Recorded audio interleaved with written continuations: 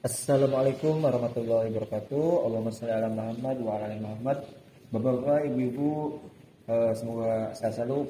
Kali ini kita akan membuat sebuah video yang mana Gus Wapi dan Gus Aziz saling menanggapi pendapatnya, terutama tentang nasab Habib, yang mana kata Gus Aziz ini katanya keturunan Yahudi, tapi itu dibantahkan oleh Gus Wapi. Dan ini Gus Aziz kurang akhlak, kata Gus Wapi kepada para Habib. Kita lihat ke videonya, mohon disimak sampai akhir dan komentar ya teman-teman.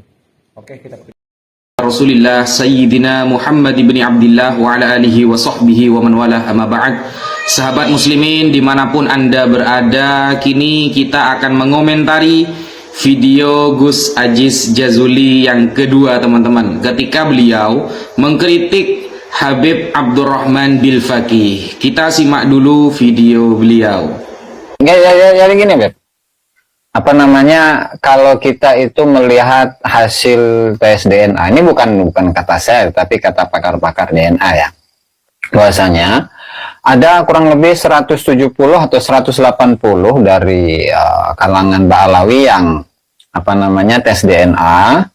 Kemudian hasilnya itu adalah G. Itu haplogrupnya itu adalah G. Jadi kalau mengacu kepada penjelasan-penjelasan dari Dr. Sugeng, kemudian Dr. Arikim, kemudian yang lainnya, itu bukan kata saya, Beb ya. Bukan kata Kiai Ima juga bukan, tapi itu adalah kata orang-orang yang memang mendalami dalam DNA, sehingga hasilnya itu adalah G. Nah, dan apa itu haplogrup G? Ya, itu sudah dijelaskan oleh Dr. Sugeng. Silahkan simak. Seseorang yang memiliki haplogrup G itu siapa? Itu ya.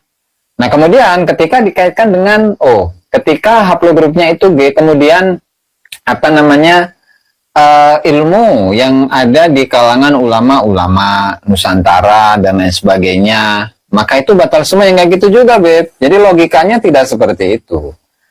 Ya, Bapak Habib ya. Jadi mohon difahami lah, jangan dikait-kaitkan sesuatu yang nggak ada kaitannya. Itu.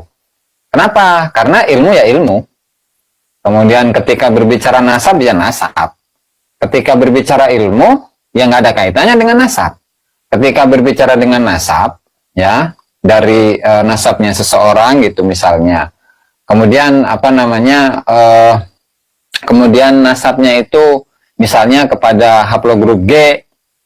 Yang mengarah kepada itulah yang Habib sampaikan itu. Berarti bukan berarti apa namanya ilmu yang dimiliki itu batal, ya enggak lah, karena ilmu ya ilmu dan nasab ya nasab. Jadi mohon dibedakan, Beb.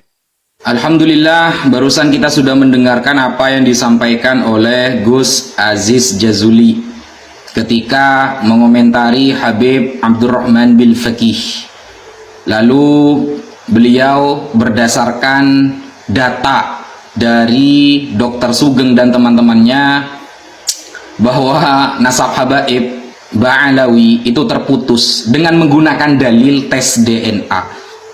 Jadi lucu teman-teman ya, masa alumni Yaman pakai tes DNA gitu loh. Kita kan sudah tahu teman-teman, kalau ada DNA dan lain sebagainya bertentangan dengan ilmu syariat, maka jelas syariat yang dimenangkan. Makanya tidak jarang kita dengar di dalam kitab kaidah fikih, idza ta'arada baina syar'i wal 'adat faquddima syar'u. Ketika bertentangan ada antara syariat dengan adat, maka jelas syariat yang didahulukan. Ini malah pakai tes DNA. Jadi beliau lebih percaya kepada Dr. Sugeng daripada percaya kepada Imam Ibnu Hajar Al-Haytami, daripada percaya kepada Sayyid Murtadha Az-Zabidi, lebih percaya Dr. Sugeng daripada Yusuf An-Nabhani, kemudian lebih percaya kepada dokter itu daripada As-Samarqandi dan lain sebagainya. Jadi kita sudah tahu kita ini ada di barisan mana. Barisan orang-orang gabrul ya, Fuad Pleret ya, kemudian Ki Imat, Gus Aziz Jazuli dan lain sebagainya, itu dengan barisan mayoritas para ulama. Mentok-mentoknya mereka menafikan nasab habaib dengan menggunakan kitab Wahabi, dengan kitab Syiah, secara tidak sadar mereka sudah pindah firqoh dari ahlu sunnah menjadi ahlu dholalah, teman-teman. Begitu loh. Kita tampilkan data ya. Sampai bisa buka di dalam kitab Al-Fiqhul Islami wa Adillatuh yang ditulis oleh Syekh Wahba Az-Zuhaili, pakar fikih, ulama fikih internasional, dan kitabnya banyak dipelajari di berbagai pesantren. Kita tampilkan, teman-teman. Nah, di sini kan ada pembahasan menetapkan nasab dengan DNA. Bismillahirrahmanirrahim. Al-basmah al-wirathiyah wa majallatul istifadah minha. Jadi di sini membahas tentang DNA dan beberapa bidang pemanfaatannya. Alhamdulillah wahdah wassalatu wassalamu ala man la nabiyya ba'dah, amma ba'd. Fa inna majlisal majma'al fiqhil islami fi dauratihi as-sadisata asyara al-mun'aqidah bimakkatal mukarramah. Jadi ini ada suatu konvensi Dewan Kongres Fikih Islam ya, yang diadakan di Makkatul Mukarramah, di Mekah, pada periode As-Sadisa Asyar, pada periode ke-16. Nah, di sini tanggalnya tanggal 21 sampai 26 Syawal tahun 1422 Hijriah. Kemudian alladzi yuwafiquhu, yang ketepatan dengan tahun Masehinya tanggal 5 sampai 10 bulan Januari tahun 2002 Masehi. Nah, saya suka pada poin yang kedua, 3 dan 4 karena di sana poin intinya, teman-teman ya, bagaimana kita menggunakan tes DNA sebagai penetapan nasab. Dan konvensi ini dihadiri oleh para ulama pakar fikih, para dokter yang faham DNA dan lain sebagainya. Nah, di sana tertulis, "Thaniyan anna isti'mal al-basmah al-wirathiyah fi majalin nasab la budda an yuhata bi muntahal hadar wal hita as-sirriyah. Walidzalik la budda an tuqaddama an-nusus wal qawaid asy-syar'iyyah 'ala al-basmah al-wirathiyah." Jadi, menfungsikan DNA dalam bidang nasab wajib dengan kehati-hatian dan kerahasiaan yang maksimal. Oleh karena itu, wajib mendahulukan nas-nas dan kaidah-kaidah syar'i daripada tes DNA. Penetapan nasab alawi sudah ditetapkan secara syar'i oleh para ulama yang sangat banyak, mayoritas ulama ahlu sunnah wal jamaah. Yang dipakai Gus Aziz Jazuli dan teman-temannya itu ulama Wahabi, ulama Syiah dan lain sebagainya. Sebenarnya kita sedang berhadapan dengan ahlu sunnah atau orang Wahabi yang oplosan dengan Syiah ini sebenarnya.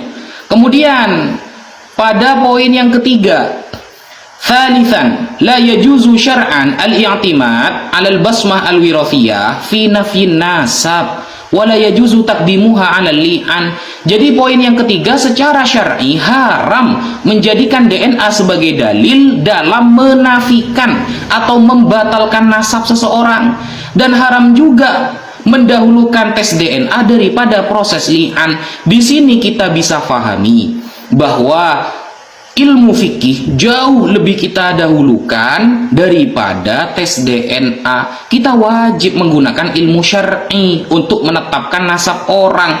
Kalau para ulama yang pakar nasab seperti Sayyid Murtadha Az-Zabidi, As-Samarqandi, yang pakar fikih seperti Imam Ibnu Hajar Al-Haytami, kemudian yang kitab-kitabnya juga dipelajari di berbagai pesantren, Syekh Yusuf An-Nabhani dan lain sebagainya, mereka semua menetapkan dan mengakui keabsahan nasab Ba'alawi, para habaib yang ada di Indonesia.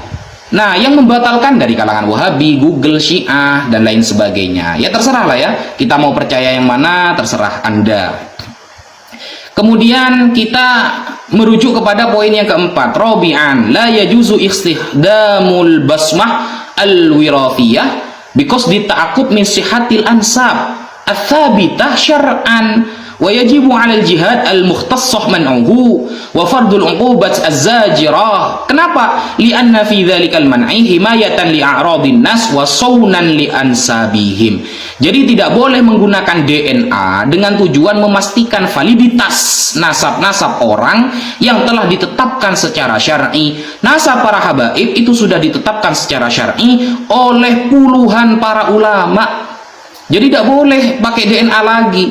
pihak-pihak terkait seperti pemerintah dan lain sebagainya harus mencegah orang-orang gabrul ini, golongannya Gus Aziz Jazuli ini, dan menetapkan sanksi preventif, karena dalam larangan itu akan melindungi harga diri manusia. Di dalam Islam kita itu mengetahui bahwa salah satu tujuan Islam itu hifdzul irdi, menjaga harga diri manusia. Makanya ada istilahnya haddul qadzaf ya, menuduh orang berzina itu tidak boleh, harus dihad. Kemudian termasuk ini teman-teman ya, termasuk membatal-batalkan nasab orang dengan menggunakan DNA. Ini tidak boleh, harus mendapatkan sanksi seharusnya orang-orang itu. Kemudian wasaunan li ansabihim, dan menjaga nasab mereka. Jadi ketika nasabnya itu sudah ditetapkan secara syara, jangan diganggu gugat lagi. Kalau Anda mau mendukung pembatalan nasab dengan menggunakan kitab-kitab orang Wahabi, orang Syiah dan lain sebagainya, ya monggo. Berarti Anda sudah pindah firqoh kalau kayak gitu. Dari firqoh Ahlus Sunnah menjadi Ahlul Dhalalah. Kan gampangnya kan seperti itu. Jadi kita sudah tahu kita ada di barisan yang mana. Oke, begitu dulu yang bisa saya sampaikan, kurang lebihnya mohon maaf ya. Jadi jangan sampai diyahudi-yahudikan ya. Padahal guru-guru Gus Aziz Jazuli ini banyak yang habaib, meskipun tidak semua tapi ada yang habaib, lalu mengatakan nasabnya nyambung kepada Yahudi. Secara akhlak kan gimana teman-teman? Apalagi ada ibarat dan dalil-dalil yang seperti Al-Fakir bacakan. Mungkin itu dulu yang bisa saya sampaikan. Wassalamualaikum warahmatullahi taala wabarakatuh. Oke teman-teman, bapak-bapak, ibu-ibu yang dirahmati oleh Allah Subhanahu wa taala. Tadi kita telah menyaksikan sebuah video yang mana Gus Wapi dengan sangat keras ya membantah pernyataan dari Gus Aziz yang mana menyatakan bahwa Ba'alawi atau Habib yang berada di Indonesia itu keturunan dari haplogrupnya G, atau bisa dibilang itu keturunan dari Yahudi. Sebenarnya Yahudi itu baik sih, kecuali ada tuh yang Yahudi yang jahat juga ada. Cuman di sini si Gus Aziz ini nggak tahu itu referensi dari mana sebut Habib katanya keturunan Yahudi, padahal belum tentu. Dan ya ulama-ulama terdahulu juga mensohikan atau mengakui bahwa Habib itu keturunan Nabi Muhammad Shallallahu Alaihi Wasallam ya teman-teman, bapak-bapak, ibu-ibu. Dan perlu diingat ya, Syekh Nawawi mengakui, guru sekumpul mengakui, dan yang lainnya pun mengakui. Sekelas yang kata orang lain min auliyalillah atau kekasih Allah mengakui ya teman-teman. Apa daya kita ya teman-teman yang hanya manusia biasa ya, dan ilmu pun belum seberapa sih, masih ecek-ecek ya teman-teman. Kita mau belajar sholat juga masih belum selesai ya teman-teman. Nah jadi ya intinya jangan menuduh atau memfitnah ya teman-teman. Itu tadi tanggapan dari Gus Wapi terhadap Gus Aziz yang mana kurang sopan dengan menyebut bahwa para Habib itu haplogrupnya G atau Yahudi ya teman-teman. Sedangkan ya intinya jangan menjelekkan lah ya teman-teman, intinya jangan menjelekkan. Dan di sini saya bukan membela para Habib ya teman-teman ya, emang ya Habib juga wajar ada salahnya, ada ininya ya teman-teman, sama aja seperti kita manusia. Cuman ya menurut ulama-ulama terdahulu ya Habib itu keturunan Nabi Muhammad SAW dan ada darah Nabi Muhammad SAW. Bayangin teman-teman kalau kita pahit-pahitnya ya kita membenci keturunan Nabi Muhammad SAW, apa yang akan terjadi nanti. Rasulullah, kita minta syafaat kepada Rasulullah, ternyata kita membenci keturunannya ya teman-teman, ya otomatis ya tertolak ya teman-teman. Ya ngapain ngasih syafaat ke orang yang benci kepada keturunanku ya teman-teman. Ya intinya kalau ada Habib yang salah ya ingat atau tegur atau gimana lah ya teman-teman. Ya itu sih. Oke, semoga bapak-bapak, ibu-ibu sehat selalu, ada dalam lindungan Allah Subhanahu wa taala, dan semoga kita semua panjang umur, amin ya Allah ya rabbal alamin. Sukses selalu dalam ampunan Allah Subhanahu wa taala dan mendatangkan syafaat Nabi Muhammad sallallahu alaihi wasallam. Allahumma sholli ala Muhammad wa ala ali Muhammad. Terima kasih bapak-bapak, ibu-ibu, semoga sehat selalu. Assalamualaikum warahmatullahi wabarakatuh.